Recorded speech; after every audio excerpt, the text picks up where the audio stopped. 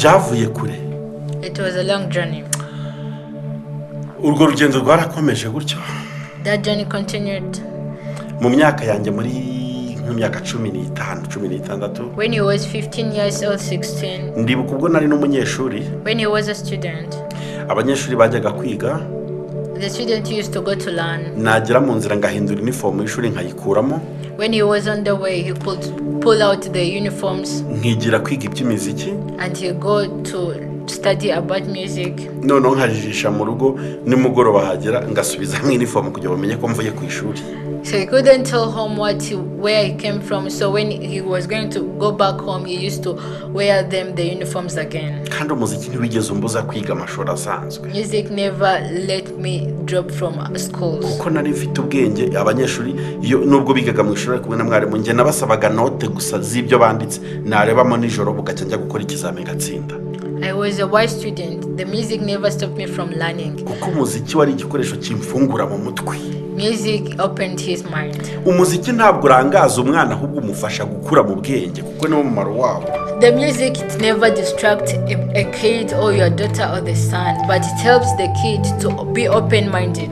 Ushobora kwemerera umwana ndetse akajya mu muziki akiri no ku ishuri risanzwe ry'ubwenge.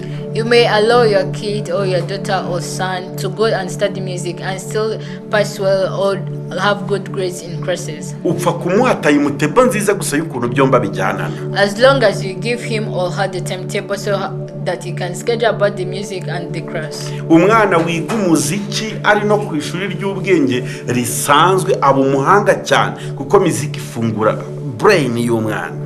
A student who learns from music and also go back in classes of running, he is a student who is open-minded because the music opens your minds or awakens your mind. Uko ni ukuri. That's the truth.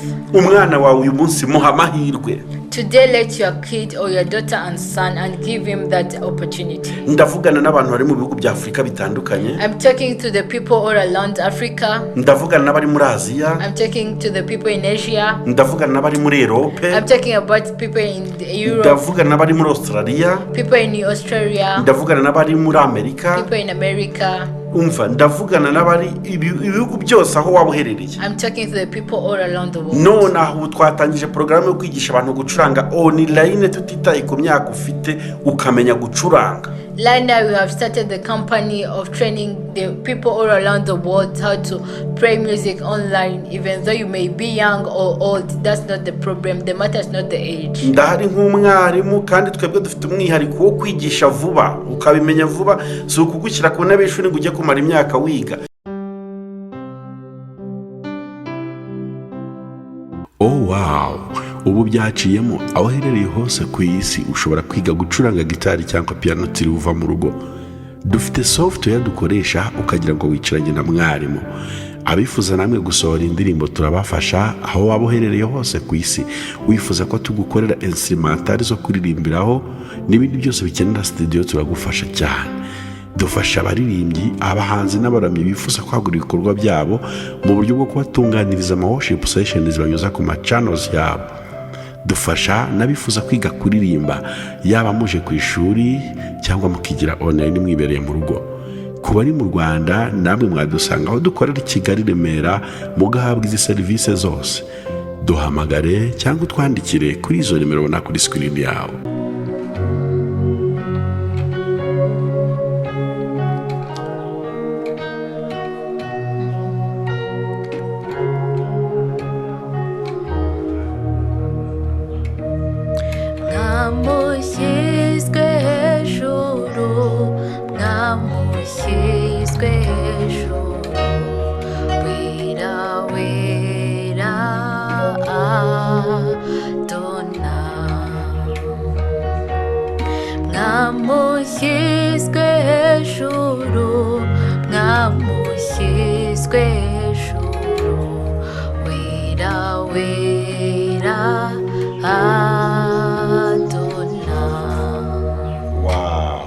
Asante sana.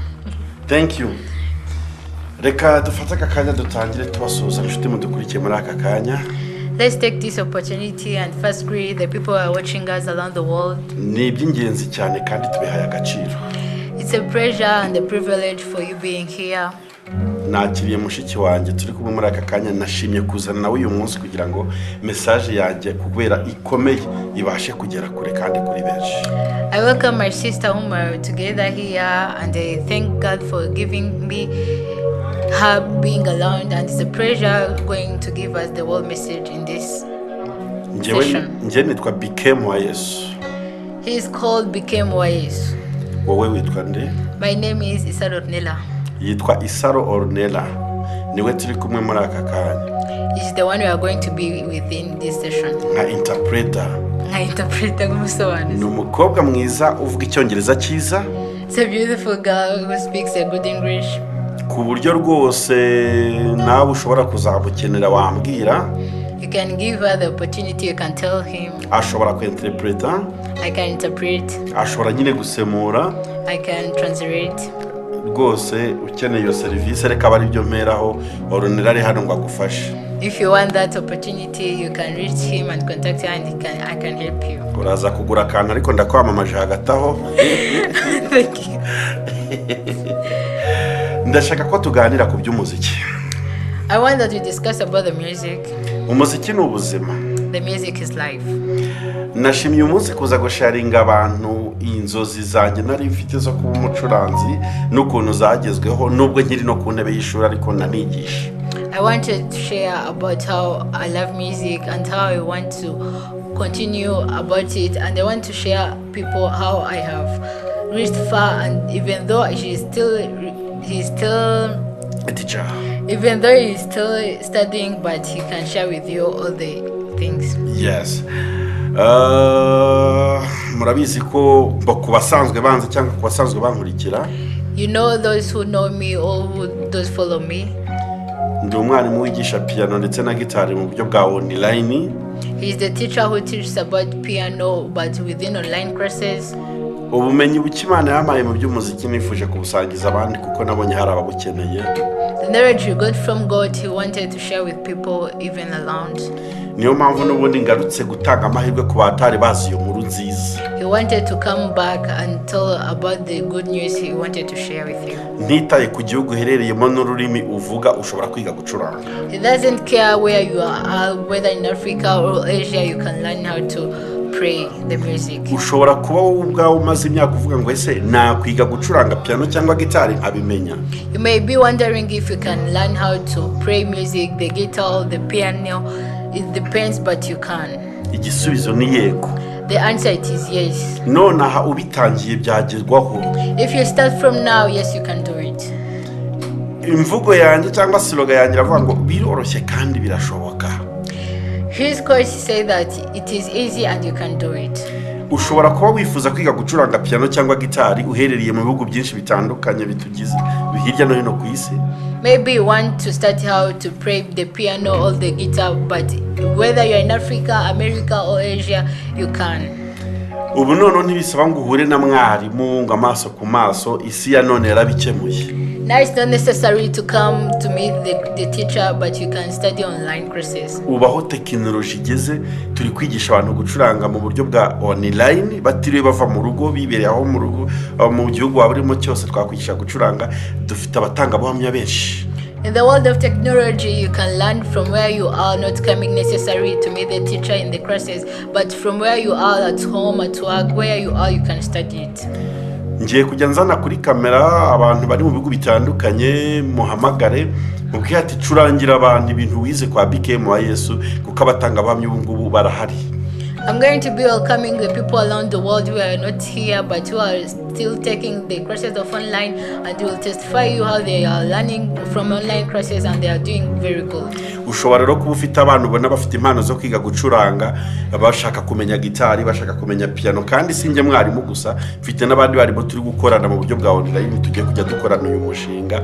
Niba umwana wabona kweretsa inzozi ko ashaka kuba umucuranzi duhuze tumwigishe online yibereye mu rugo upfa kuba ufite piano cyangwa gitari. You might have children, daughters or sons who want to play music, either the piano or the guitar, but you can bring them up and you teach them online courses, and they take the courses online without moving while they are still at home. You bring them, we will teach them how to play them. ushobora kuba uri umuntu mukuru uvuga ngo ese imyaka aho ntiyanjyanye yo kwiga gucuranga, hoya imyaka ntiyakujyanye, imyaka ufite yose wakwiga umuziki, cyakora wafite imyaka 100 mwe mwihanganye banza bitahita bikunda. You may be old, oh yeah, and all that, but you say that me, I am old now, I cannot take the how to play the guitar, I cannot take it and learn it, but you can. You may be having 100 old, but it's not the matter of the age, you can. If you want to learn about music, you can come contact us and you will learn it. Kuva ku myaka 4 kugeza ku myaka 70 muze mwige gucuranga. From 4 years to 70 years, you come and learn how to play the music, the prayer music, either the piano or the guitar. Ushobora kuba waraguze piano none ukaba isaziye mu rugo, waraguze gitari zisaziye mu rugo, ubu byakemutse, twaje nka company ya Bikem wa Yesu Media House kugira ngo tubafashe.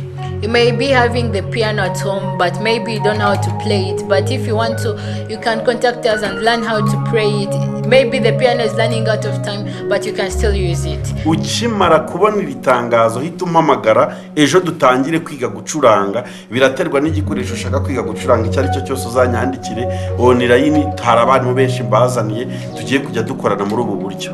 In case you want to learn how to play the piano or the guitar, you want to learn about music, you can come tomorrow morning, even the time you see this announcement, you come and contact him. Bikem or Yesu will teach you how to play the guitar or the piano, any instrument you want to play.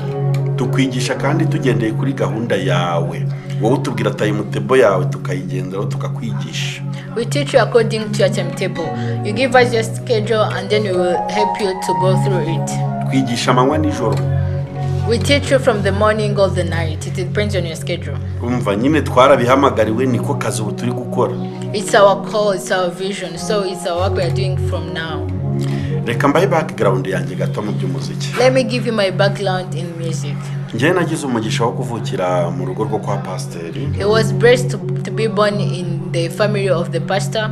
Nakuze mbona mu rugo haba ibyuma by'umuziki bitandukanye. He was led when he saw the musical instruments. Njyewe mvuka iburengerazuba bw'u Rwanda aho bita i Rusizi. He was born in the western province of Rwanda in Rusizi. Mu kugira uwo mugisha wo kuvukira mu rugo rwo kwa pasteri, nabonaga na papa acuranga, kuba muze barahita babyibuka ni nyakwigendera ubu. Having that blessed family where his father was a pastor, he was being able to play those musical instruments, so his father may rest in peace. Twahise ko natwe tuyoboka umuhamagaro we, twumva ko aturaze gukorera Imana mu buryo bwo kwicurangira ndetse no kuyiririmbira. So they also followed the call of their father. They started playing the musical instruments within praying or singing. Ntabwo rwari urugendo rworoshye naba nkurikije ibyo ngiye kubabwira. It was not an easy journey. Njyewe natangiye gucuranga ndi mu myaka 9 gutya 10. He started playing musical instrument when he was 9 or 10 years old. Kubera ko mu myaka yanjye 6-7 nari nangiye kujya nkubaganya ibyuma by'umuziki nabonaga babika mu rugo. When he was 6 years old, he could come and pray with musical instruments, but like how kids they pray. Hari ikibazo kijya kibaho ku bana b'Abanyafrika kikadutera kwica destiny z'abantu benshi. There is a problem with African kids, but maybe they may. Hari ikibazo kijya kibaho muri Afrika, abana bakatwereka ibyo bakunda ariko ntitubashyigikire ngo bakore ibyo bintu bakunda. There is a problem in Africa where the kids want to do this, but the parents forbid them from doing that and this because they want to be like this, but the parents don't want to. Ndibuka mu myaka yanjye 7 ubwo natangiraga gukina n'ibyuma by'umuziki, menagura n'amasente n'amagitari nkubita imigeri. When he was 7 years, he could destroy the piano, the guitar, everything around. Buriya ababyeyi bagita bamfatije bakanjyana mu ishuri ry'umuziki kuko nari mberetse ko ari cyo naremewe, byari kungira umumaro cyane mu bihe byatambutse kurushaho. At the time, if the parents could take him in the school of musical instruments, he could be more precious or more privileged to him. Ababyeyi benshi muri Afrika bisizemo ko umwana yagiye mu muziki ngo abagiye kubikirara. Many parents in Africa think that when the kids are in the music is going to be destroyer, is going to take drugs, everything bad. Ariko siko kuri. But that's not the truth.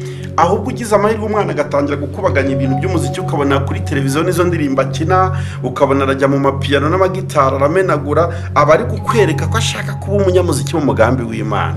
But maybe if the parent could see when the time when the kids start praying with musical instruments, not like they are just the kids, but if the parents could offer them a support and take them to the musical schools that they can start praying at that small age, it could be more important and more privileged. Niba ugize umugisha umwana akakwereka ikintu akunda hita umufasha direct ukibibona akweretse icyo yahamagariwe. If you see the kid or your daughter or the son having that passion of playing musical instruments, support him or her and take him or her to musical schools that they can help him to develop.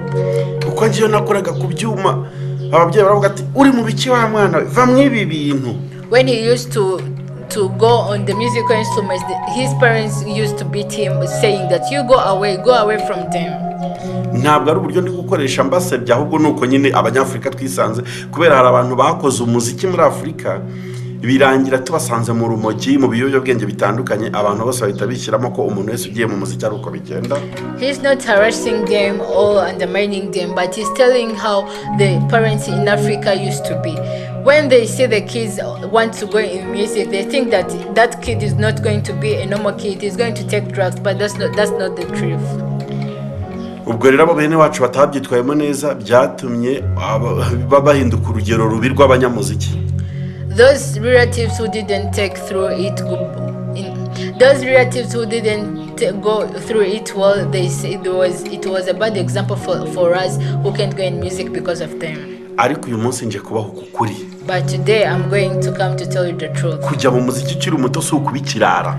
To go in music when you are still young is not to say that you are going to be a bad daughter or a bad boy. Umuziki ufite umumaro mwinshi ku buryo ukoreshwa no mu bitaro bikomeye mu kuvura abarwayi. Music is more important because music can be used in hospitals to cure patients. Aha.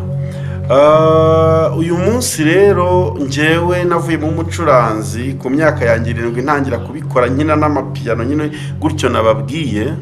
Today now he's a musician. From that day when he was 7 years when he started playing musical instruments, today he's a musician. Ariko rwari urugendo rutoroshye. It was a very tough journey. Ndibuka umunsi umwe najyaga njya kurwana naho bahabikaga ibyuma by'umuziki nkava mu rugo nkajya kwiba imfunguzo kugira ngo njye kureba ko nacuranga kuri sente kuri piano. I remember when I was a kid I used to go and steal the keys where they used to keep the musical instruments so that he can even just go and tap on the piano. Najyaga ahantu hose bari gucuranga ugasanga nanze kuhava ndi gukomeza ndeba mu ntoki ibyo bari gukora.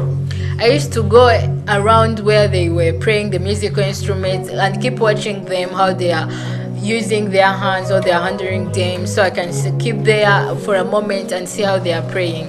Iyo nahageraga nkareba ibyo bari gukora nukuri narataga nagira mu rugo nkajya kubisubiramo bigahura. When I go there I was seeing how they are praying, and I go back home I used to recall how they was playing their piano, and at the moment they was praying and me the same thing repeating what they was doing. That's how I saw that it's resembling, it is similar how they was praying is how me also am praying. Niki cyamfashaga ibyo bintu nuko nari ndi gukora umuhamagaro wanjye cyangwa destiny yanjye yari impano yanjye. What helped me, it was my passion, it was my destiny to pray. It's because it's what the vision of the Lord wanted me to be. Ntabwo nababwira umubare w'amapiyano y'itorero n'amagitari nangije. I cannot tell you how many numbers of the piano and guitars of the church I have been messed up. Cyakora babyibuka ibyo nangije uyu munsi narakuze munzanire fagitire mbarihe. Probably I have messed up many pianos and guitars, but from now I'm old. You can bring all the invoices I have destroyed about. Bya byuma byose nangije by'umuziki burya byagiraga ngo habonekemo uyu Bikem w'uyu munsi, Bikem wa Yesu uyu munsi. All the musical instruments I've destroyed since I was a child is because now is the person I'm becoming. Is now I'm the Bikem today. Ndibuka hari igihe najyaga mfata piano nkayikura ku rusengero nkayizana mu rugo ngatangira ngacomeka nijoro natangira gucuranga mu rugo bakambwira ati twaryamye kudusakuriza. I remember when I was a kid, I used to go to the church and bring the piano and take it home. And when I started praying at home, they will shout at me and say that, you stop praying, we are asleep, don't shout for us. Icyo gihe nafataga piano nkayimura twagiraga umuzamu w'inka cyangwa se umushumba w'inka turagiriraga nkajya kurarana n'inka mu gisogororo mu mase y'inka hafi aho ndaranukirwa kugira ngo njyaho ndasakuriza ababyeyi nimuke mu nzu njye mu yindi. At the time they told me that I was shouting for them, I could take the piano and shift it where the security of the cows he was living. There was a shepherd, so I would sleep in the dark, but just I wanted to play the piano. Ntabwo nababwira inshuro ngewe naraye mu kiraro cy'inka rwose nkihengeka hafi aho kujya ngafata piano ngashyiramo volume nkarara nsakuzanya n'inka n'umushumba kugira ngo ndebe ko nagera kuri ibi bintu. I can't tell you how many times I slept with the cows, but in the house of the cows, so that I can play. Even though he was with the shepherd, he would be there and still praying. Oh my God, ntabwo byari byoroshye. Oh Lord, it was not an easy journey. It was a long journey. Nimubona umuntu akoze kuri piano bigakunda bikemera. If you see a person praying on the piano and it is good, ntabwo ari ibintu byizanye. It's not the thing that from for a praise.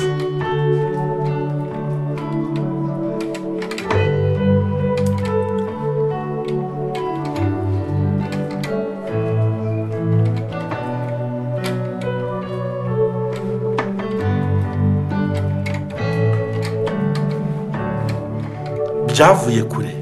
It was a long journey. Urwo rugendo rwarakomeje gutyo. That journey continued. Mu myaka yanjye muri nk'imyaka 15-16. When he was 15 years old, 16. Ndibuka ubwo nari n'umunyeshuri. When he was a student. Abanyeshuri bajyaga kwiga. The student used to go to learn. Nagera mu nzira ngahindura uniform y'ishuri nkayikuramo. When he was on the way, he could pull out the uniforms. Nkigira kwiga iby'imiziki. And he go to study about music. Noneho nkajijisha mu rugo nimugoroba hagera ngasubiza mu uniform kugira bamenye ko mvuye ku ishuri. So he couldn't tell home where he came from. So when he was going to go back home, he used to wear them the uniforms again. Kandi umuziki ntiwigeze umbuza kwiga amashuri asanzwe. Music never let me drop from schools. Kuko nari mfite ubwenge abanyeshuri iyo nubwo bigaga mu ishuri kumwe na mwarimu nge nabasabaga note gusa z'ibyo banditse narebamo nijoro bugacya njya gukora ikizamini gatsinda. I was a wise student. The music never stopped me from learning. Kuko umuziki wari igikoresho kimfungura mu mutwe. Music opened his mind. Umuziki ntabwo urangaza umwana ahubwo umufasha gukura mu bwenge kuko ni umumaro wabo. The music it never distracts a kid or your daughter or the son, but it helps the kid to be open-minded. Ushobora kwemerera umwana ndetse akajya mu muziki akiri no ku ishuri risanzwe ry'ubwenge. You may allow your kid or your daughter or son to go and study music and still pass well or have good grades in courses. Upfa kumuhata imutebo nziza gusa y'ukuntu byomba bijyanana. As long as you give him or her the timetable so that he can schedule about the music and the class. Umwana wiga umuziki ari no ku ishuri ry'ubwenge risanzwe aba umuhanga cyane kuko muziki ifungura brain y'umwana. A student who learns from music and also go back in courses of running, he is a student who is open-minded because the music opens your minds or awakens your mind. Uko ni ukuri. That's the truth.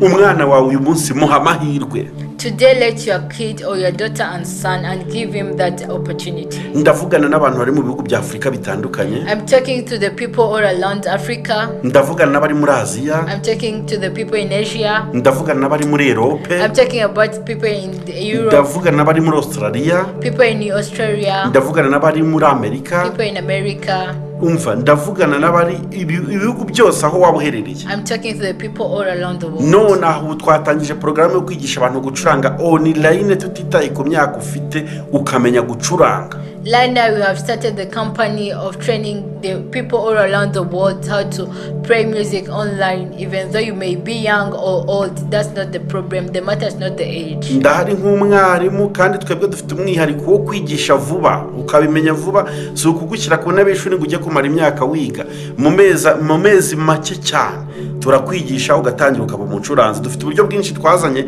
bwo kwigisha abantu gucuranga kugira ngo babimenye vuba ntibakererwe mu ishuri. I'm here as a teacher. We have very various ways we can teach you and learn how to play musical instrument within a very short time. We are not here to give you the lesson that will last for a long time. It's a short time and you'll be the best in musical instruments. Ni ibintu byihuta cyane. It's a very fast. Ni uburyo Imana yaduhishuriye.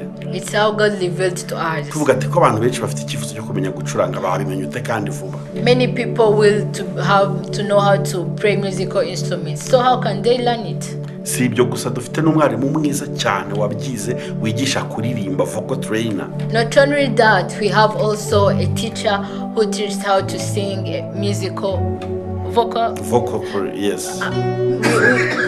Not only that, we have also a teacher who is the best in singing vocal. Cyane rwose. Of course. Rero iryo tangazo narindi bazaniye. So that's the announcement we came here for. Nuko iminsi yaragiye ngeze mu myaka yanjye nka 17 ndibuka umunsi umwe dore story ngiye kubaha rero. So days was going very fast when he was 17 years. Let me give you a short story. Nahuye n'umuntu ari gucuranga ari kwiga gucuranga ageze kuri kundusha. I met a person who knew how to play music but he was the best. Ndamubwira ngo byasaba iki ngo unyigishe gufata inota bita do ari byo ngiri ndi gucuranga. I requested him, so can you teach me how you play the music? So he taught me how to play do. It's how he's praying.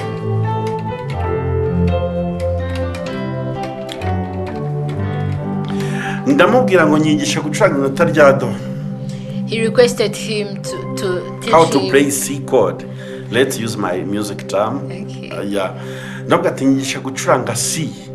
He requested him if he can teach him how to play C. Ndamubwira ko ndetse si ukunyigisha gusa ndaguha ijana igiceri cy'ijana.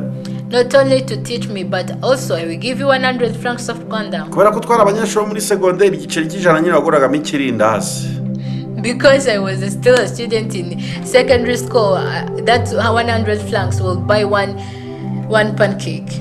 Yumva noneho uravuga ati ibintu byaje mwirindazi ngwino nkwigisha. He felt that when you are going to give me that 100 francs for buying the pancake, you come and teach you. Arangije anyigisha gucuranga inota rya do n'amanota bigendanye. And then he taught me how to play that letter do. Kandi uwo n'umuvandimwe wanjye witwa Joel w'iyokamana TV kuri TV muri kureba. He was my sibling. He's called Joel. Ako kantu yanyigishije gusa ngacuranga melody nkumva birahuye. That little thing he taught me, and when I play the melody, it could be the same. Nahise mvuga ati bya bintu burya birashoboka. So he told himself it's possible. Nafatiyeho. I continued. Nkajya ngenda ndeba aho bari gucuranga ngakopera. I proceeded and see how where the people they are praying all around, and I copy from them. Nkicara nkareba umuntu nko mu rusengero ibyo ari gucuranga ngiye mu mutwe nkaba ndi kubyandika nagira mu rugo nkabisuramo nkumva biri guhura. I could go in the church and stare at the person who was praying at the piano, and he keeps staring at him, and when you go back at home you could also repeat that the same thing. Igihe cyarageze njya muri korali. The time reached and I go in the choir. Hari utuntu nari ntangiye kumenya duke. I was having little knowledge about it. Korali mpamahirwe yo kuyicurangira. The choir give me the opportunity to praying for them. Aho ngaho abahazi ni burengerazuba mu Cyangugu aho bita mu Bigutu. For the people who knew it is the western province of Rwanda in Bugutu. Bigutu. In Bigutu, yeah. Umwana w'Ikigali Bigutu yamunaniye. Aha, noneho aho mu Bigutu hari korali nabagamo yitwa Horeb. In that place Bugutu there was a choir which called Horeb. Niyo korali na experience yo bwa mbere gucurangira. It is the first choir we experienced praying. Ndetse na korali y'abanyeshuri yari iri aho ngaho nyine mu Bigutu muri secondaire. There was also a choir of students in that school of Bigutu. batangira kuma amahirwe mujye mutanga n'amahirwe rega niba umuntu akweretse impano muha amahirwe yo kuyikoresha. They used to give me the opportunity to pray, so I could acknowledge everyone. If you see someone have the talent or the vision of doing something, let him or her be that person if you can give him that opportunity. Ntangira noneho guhumuka amaso nkajya nshaka indirimbo nkumva n'amanota ziyagize nkabaza abandi ngiye indirimbo bayicuranga gute. So I started being aware of everything about music, and when I see the people praying the music, I could ask them, how do you pray that? How do you pray this? And I started practicing them. Natunzwe no gukopera. I was sorry. Natunzwe no gura nkopere gusa ibyo abantu barimo nkajya kubyiganya. I lived when I used to copy everything. Ariko icyo gihe ndabyibuka. I remember well. Nari mfite impano ya tushe nziza. I was having the talent of touching. Touch, yeah, thank you, touching. Nakoraga kuri piano gusa niyo naba ndi gukina amanota atatu umuntu wese akumva ko ndi gucuranga ibintu byiza. At the time I was praying at the piano, at the same time the people would listen. Yes, it was amazing. Wow, ndavuga ati bya bintu ndabona abantu babyishimiye. Wow, it motivated me, and they said people they are liking how I pray them. Kugeza ubwo ngubwo mu rwo rugendo maze kwabwira mwibuke ko sindahura n'umwarimu ngo twicarane byibura ibyumweru bitatu ari kunyigisha. That long journey, I haven't yet met the teacher who taught me how to pray it. I used to be copying how others they were praying. Ariko byangize ku rwego ntangira gucurangira amakorari. But that it helped me to proceed with my skills of praying the musical instruments, so I started praying for the choirs. Igihe cyarageze kumwe bimura abashumba ba pastor papa bamwimurira kujya gukorera igihundwe. So the time reached where my father was transferred to go to work in Gihundwe. Tugeze igihundwe. When we reached at Gihundwe, njya muri korali yitwa Betania, abantu benshi murayizi. I reached out in the choir called Betania. Iyi korali yangiye umumaro ku rwego rutangaje bo bashobora kuba batari banabizi. Betania was a blessing to me. Umumaro bangire ngiye kuvuga muri ubu buryo. It was important to me, let me share about it. Naberetse ko mfite umuhamagaro wo gucuranga cyangwa se mbishaka kubimenya cyane. I showed them that I was having that vision of playing musical instruments. Bamwe barabyishimira. Many were excited. Abandi banyima amahirwe bavuga ati no muntu ntabwo aramenya gucuranga neza ku buryo yaducurangira. Others didn't give me that opportunity. They were still hesitating if they could give me, because I was the one, I was upcoming, so they didn't let it me. Kubera ko ndi kuvuga story yanjye ndaza kuvuga buri kantu kose mu bingize mu by'umuziki. Because I'm saying about my story, I will say every detail in my musical journey. Ndibuka muri iyo korali igihe kimwe higeze haba inama yo kwanzura niba ngomba kuzacurangira korali cyangwa niba ntazayicurangira. I remember well when I was still in that choir. Once there was a meeting that they was hesitating if I can be the pianist of the choir or not. Bamwe baravuga ngo yacuranga, abandi bati ntiyacuranga. While still in the nabanze yige neza. While still in the meeting, they used to say, some of them say he can, others they say let him first learn. Ariko ndashimira igice cy'abamwe muri bo bemeye kuvuga ngo nacurange. I appreciate those some of them who say that let him play the musical instruments. Nagiye kuri piano. He went on the musical instruments piano muri korali Betania, in the choir of Betania, ntangira gucurangira korali gutyo, and I started playing musical instruments that are like that mu ntege nke zanjye, in my weakness, ariko nkajya ngerageza. but I used to try. Habonetsemo umugabo muri iyo korali nkajya ngira ngo ari kundwanya cyangwa ari kunca intege. There was a man in that choir. At the time I thought that he was distracting me, all saying that I'm not able. Hari igihe kimwe najyaga ndi gucuranga piano.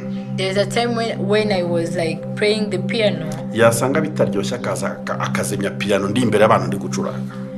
When that man saw me playing and he think that it's not amazing, he could come up and switch off the piano. Icyo ni ikintu cyababaza umuntu wese uri kugerageza inzozi ze. That's very sad thing that saddens everyone around the world. Twazaga muri repetition. We could come in rehearsal. Nkajya kuri piano mfite ubwoba kubera kumutinya bati noneho nicuranga akabyumva nabi biragenda ute. I could go to the piano with anxiety, saying that If I pray it in the wrong way, what will happen if that man come? naravuze mana no najyaga gucurangira korari burya mfite ikintu cya complexe d'infériorité numva nipinze nisuzuguye kubera uwo muntu. I used to go to pray when in rehearsing, and in me I was praying, God, help me to pray it well. He would have that anxiety in him. Yes. Oh, mana yanjye. Oh Lord. Nizo umuziki kubera we kugira ngo nzakonvenke ugutwi kwe ku buryo aryoherwa akemera ko ndi umucuranzi. I learned music because of him, because I wanted that maybe one day he will say that yes, you prayed well, it's amazing. Kubera ko twari tuvuye mu cyaro cya handi mu bigutu. Because we were coming from the countryside called Bingutu. None ngeze mu mujyi Kamembe mbona ahantu hari internet. But when we reached at Kamembe, we find there the internet. Ajya njya kuri YouTube. I used to go on the YouTube. Nkareba nyine handikamo ngasacinga nk'ibyo nshaka kwiga. I could go on the YouTube and search what I can learn there. Abyiga. And I studied them. Nagaruka ku cyumweru ukabona ndashaka kwapurika ibintu byose nize mu ndirimbo imwe. When I came back on Sunday, I thought that I can apply everything I learned from that YouTube. Ayo makosa abacuranzi bajya bayakora cyane. Many musicians make that mistakes. Ukabona ari gufata chord progression izi ndirimbo agashyiramo n'izitarimo. He can add the chord progressions in that while he was praying. Najyaga none natangira gucuranga wa mugabo sinzi nimba ari we wenyine wumvaga ibintu byanjye gusa muri korari yose. When I go at the church going to pray for the choir, I would see that man also wondering if he's hearing what I'm praying. Hari ikintu kimwe yigeze ankorera numva nasezera mu muziki. There is one thing he did to me, so I suggested if I can go from that music again. Umunsi umwe twari turi mu materaniro mu giterane igihundwe kuri ADPR. We was in the service at Sunday at Igihundwe ADPR. Araza areba piano yanjye mu zindi zose ziraho muri bande ndi gucuranga, arayifata mu materaniro arayizimya afunga na volume yayo. He came when we was praying. We were very many people was playing the piano, so he come within the service still proceeding, he come and switch off my piano. Natangiye kuvuga ati mana nagiriye iki mu muziki nimba ari iki gihembo kibirimo. He started blaming himself, dear Lord, where have you let me be in this music life when this is it's the prize, or is the prize they can give me in this music. Uyu mugabo nahishe izina rye sinshaka kumuvuga. This man, I'm not going to say his name. Ariko yanteye courage atabizi sinzi we ibyo yakoraga nimba arabikoreraga undi mutima ariko nge kuri nge yambereye umwarimu w'ubuzima. This man, he was not knowing if he motivated me, but he gave me the courage, the motivation, the determination of praying and being the person today I am. Ibyo byose yankoreye nahitaga njya kuvuga ati reka njye kwiga byibirushijeho nzamwemeze ntakongera kuzimya piano ndi imbere abantu ndi gucuranga. All those things he did to me, it pushed me very further so that I can be the best, so that maybe one day he will not switch off my piano while in the service. Nizo muziki ngira ngo nzamukonvenke ntazongere kunsebya imbere y'abantu. I started music knowing that one day I will convince that man. Igihe cyarageze rero nsoza inkuru. The time reached when I'm ending my time. Hari umucuranzi wajya guza gucurangira kuri Betania aturutse Kigali. There is a person who used to come from Kigali going to pray for Betania. Bamwitaga Eraste n'umuhungu wa pasiteri witwa Laurier. He was Elaste, the son of the pastor Laurier. Yari umucuranzi korari yubaha kandi yemera wari umaze kumenya neza indirimbo za korari. He was the pianist. All the people appreciated him that he was the best and he knew all the songs of the choir. Umunsi umwe amanutse aje aho ngaho igihundwe ndamwegera. One day he came at Igihundwe going to pray. I reached at him. Ngira ibintu musobanuza kuri piano yari afite umwanya muto. I wanted some of the information about the piano. He got a short time.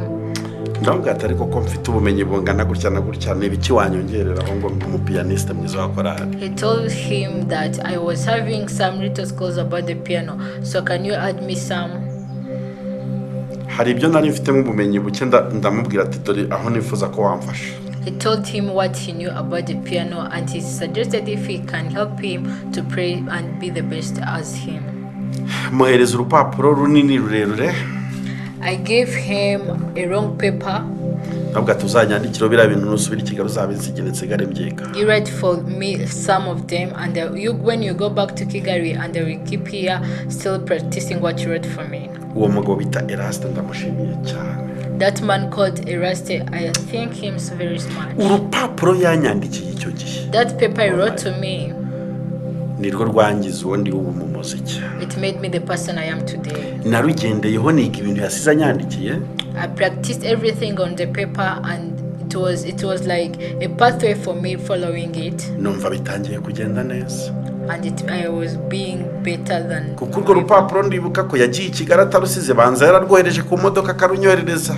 But I remember when the time he got back to Kigali with us leaving for me the paper, but at the time I found it they was going to give me, I don't remember if he sent it back, but the paper it reached out to me. Uwo muntu afite uruhare mu muziki wanjye cyane. That man has a very, very support in my musical life to me. Ndashimira uwo muntu ndetse nshimiye n'umuryango wa Korali Betania muri rusange. I appreciate that man, and also I appreciate the family of Betania all around. Nyuma y'urwo rupapuro rero. After that paper, naje i Kigali. I came at Kigali. Naje i Kigali mu mwaka wa 2011 na 12. I came in Kigali in 2012. Ntangira kujya mu makorali atandukanye i Kigali. I started going in various choirs in Kigali. Najya ncuranga bakambwira ngo biraryoshye. When I used to pray, they used to tell me that you're praying very well. Icyo ngere i Kigali hari currency y'abacuranzi. When I reached in Kigali, there was very currency of pianists. Nagiriye umumaro amakorali menshi n'abadukurikiye baba bagabo bo kubihamya. I was very important in various choirs, and even people are watching all around, they could testify. Sinshobora kubara korali nafashije. I cannot remember the numbers of the choir I used to help. Ariko harimo izizwi umuntu ashobora kuvuga bakazumva. But there are many there are some choirs of them who they are popular, and some I can say them and you know them. Amakorali nanyuzemo ngenda mfasha ni menshi kuko nzi Kigali nahitiye hano kuri ADPR Remera. There are many choirs that I helped. When I came to Kigali, I used to help the choir of ADPR Remera. Najyaga mfasha korali bita Abahetsi. I used to help the choir called Abahetsi. Nafashije korali Amahoro. I used to help the choir called Amahoro Peace. Nafashije korali Baraka y'Inyarugenge kuri ADPR. I used to help the choir Baraka at Nyarugenge. Nafashije igihe kinini korali bita Jehovah Jireh yo muri Sepuyerika. I used to play the choir for Jehovah Jireh in Yimyaka. Ubu twamaranye n'igihe cyane. We spent many years with them. Ari naho nahuriye na wa mugabo wigeze anyohereza rwa rupapuro. At that choir at Jehovah Jireh is where I met with that man who was sent me that letter. Ndikumva nkunzi inkuru yanjye cyane nubwo nanjye ari yanjye. I love my story even though it's mine. Ndikunze. I love myself. Nifuzaga ko ibi bintu bisangiza abantu cyane ndi gutura ino video abanyeshuri bose twigana gucuranga online kuko ni benshi. I wanted to share this story of mine to all the niyo nakora iyi video kubw'abantu 8 ntacyo bintwaye. Even though I can make this story for 8 people, it's not the wa mugabo duhurira muri korali Jehovah Jireh yo muri Sepuyerika. The other man who used to tell me that I'm not able, who used to switch off the piano for me when it was being in the service, we met in Yimyaka. Ngiye kuri piano nawabonye ncuranza avuga ati byarakunze. When I got the piano and play, I said, praise wow, God. You're amazing. And hallelujah. Then in my heart I said, praise Lord. Atu noneho ngewe ni wowe ujya kuri piano ya mbere ngiye nkajya ku ya kabiri kuko ndumva waransize. And when I met that man, he told me, you go to the first piano, I will go to the second piano. Bene data ntihakagira umuntu usuzugura umuntu wese ku isi yatungurana. Dear Lord, don't blame anyone, don't undermine anyone. Every person who is still having the life, he can be the best one. Nabaye umucuranzi muri Kigali mu makorali atandukanye igihe kimwe abacuranzi bose b'i Kigali barantora ngo ninjye uhagarariye abahashyi bari abantu bagenda bacurangira amakorali mu maronshi. At the time lived, and I was the best among the pianists in Kigali, so there was a time that I was being selected as the best pianist. So for those people who pray for the songs, the choirs when they are going to write their albums and everything. igihe cyarageze mera nkuretse umuziki gatunza mu bintu by'itangazamakuru. Umuntu wanzanye mu itangazamakuru bura nawe yaramvangiye cyane. The time late when I step back from the music and I go in media. Mera nkusubiye inyuma ho gake mu by'umuziki. So I go back in music. Ariko ndavuga ati okay, reka nsubire ku ishuri njye ku ishuri no gushitura. So I suggested myself that I can go back and still learn. Nafashe umwanya njya kwiga Uganda. I took my time and go to study in Uganda. Mu kigo bitaga Yesu Music School. In a school called Yesu Music School. Mariyo nk'imyaka 2. I spent 2 years. Ndavuga ati okay, reka noneho ngaruke nze gufasha abantu b'Imana. So I suggested for myself I could come back and help those who are in the church. Nuko nagarutse mu muziki. That's how I came back in music. Uyu munsi hano ndi gufasha isi yose. Today I'm helping all around the world. Mfite abanyeshuri nirata ku isi hose batandukanye bavuga ati twamenye gucuranga kubera Bikem wa Yesu. I have students all around the world who say that I know how to play the musical instruments because of Bikem wa Yesu. Mvuye ku ishuri aho ngaho rero. When I came back from Uganda, nagiye mpora n'abarimu batandukanye baba expert bandi. I met various based pianists, teachers in musical instruments. Bagenda banyongerera ubumenyi. They used to add up some knowledge to me. Sindi hano kwirata iby'imiziki kuko nkurikiwe na benshi bawuzi. I'm not here to say that I'm the best because I know there are people who are the best than me. Ndi kwivugira iby'inkuru y'urugendo rwanjye mu muziki n'ibyo ngezeho ko mbikesha Imana. I'm talking about the journey of my life in music so that everything. Oronera, iyo niyo nkuru yanjye. That's my story. N'uyu munsi ndakiga umuziki nubwo mwigisha. Even today, even though I am a teacher, I still learn about music. N'urugendo rutajya rurangira. It's a journey that never stops. Umuziki nta muntu usoza avuge ngo ndasoje. There was never anyone who said that I knew music. Iyo ushatse gusoza ubona aho ugiye wahatangira. The time you tell yourself that you are over about it is the time you are going to start by continuing. Mwene tatu dukurikiye. My dear friend, ntucike intege nawe wamenya gucuranga. Don't stop. Wamenya kuririmba. You can learn to pray. You can learn to niba hari abantu nigisha gucuranga bari kureba ino video baze bantangira ubuhamya. If there are people who are watching this video, you can come and testify my testimony. Programme yo kwiga gucuranga irakomeje. There is a program of learning how to play musical instruments. Abari muri Kigali. People in Kigali. Mwaza namwe mukiga. You can learn. Ushaka kumenya aho dukorera. You can come and learn, and if you want to know our information and contact us, urahamagara kuri izo numero na kuri screen yawe. You can contact us on those numbers saying on the screen. Dufite rona studio nziza. We have also the studio. Ya mafaranga yose yo kugenda duhaha mu makorari mu maronshe icyambere yamviriyemo minerivare yo kujya kwiga umuziki. All the money I used to collect from those time I was going to pray for the choirs, I corrected them and I used to go to school and paying the school fees because of that money. Byatumye dushingamo ama studio ya production. It helped me to have a studio for production. Ubu rero dufite studio nziza iremera hano mu Arena. And now I have a studio at Remera. Niba uri umuhanzi, if you're a musician, ukaba ushaka kuvuga ngo ndashaka gukoresha indirimbo, and if you want to say that you can produce my song, niba uri korari, if you're the choir, turagukorera indirimbo, we can help you and make you for you a song. Dufite n'uburyo dufasha abaramyi bafite ama YouTube channel kuyarera no gushyiraho content z'umuziki. We have also that opportunity for the worshipers who want to worship and praise the Lord. We can also help you if you have the YouTube channel. We can also help you create the contents, and then you proceed with your channel. Tubakorera ama worship session mushyira ku ma channel yanyu. We help you to create the worship session you put on your channel. Numvaga ndashaka kuzava ku isi ndasangije abantu by'urugendo rwanjye. I used to tell myself that I want one day that I will share my story, all the world journey that I took in my life. Kandi urugendo rw'umuziki rurakomeje. The journey of music is also proceeding. Mwene data nawe tinyuka biroroshye kandi birashoboka. My dear friend, be able, you can tell yourself that you are able, it's still possible. Dukora rero indirimbo mu buryo bw'amajwi n'amashusho, dufite umu producer mwiza. We made music either having the video or the audio. We have a good producer. Dufite n'umu videographer mwiza. We have a good videographer. ubwo rero ibintu byose bitunganyirizwa hano. Everything is also done here. Ukeneye serivisi zacu waduhamagara rwose. If you want any service from us, you can still contact Ndashimira us. abantu bakomeje kutugana. I thank people who are coming to us to help them. No gusharinga ibikorwa byacu ngo bigere kure. And sharing our works to others, to friends and family. I thank them. Niba uguye kuri iyi video uri umuzungu. If you see this video when you are a foreigner. Ukaba uri mu bihugu bitandukanye bikoresha icyongereza. When you are around the world in the countries that speak English. Ukaba ushaka kwiga gucuranga online. And you want to learn things, how to play musical instruments online. Turahari ngo tugufashe duhamagare. You can still contact me. Kandi si njye nyine mfite n'abarimu benshi. I'm not the one. I have many various teachers we work together. Turabashimiye rero. We thank you very much. Orunera nawe ndagushimiye cyane.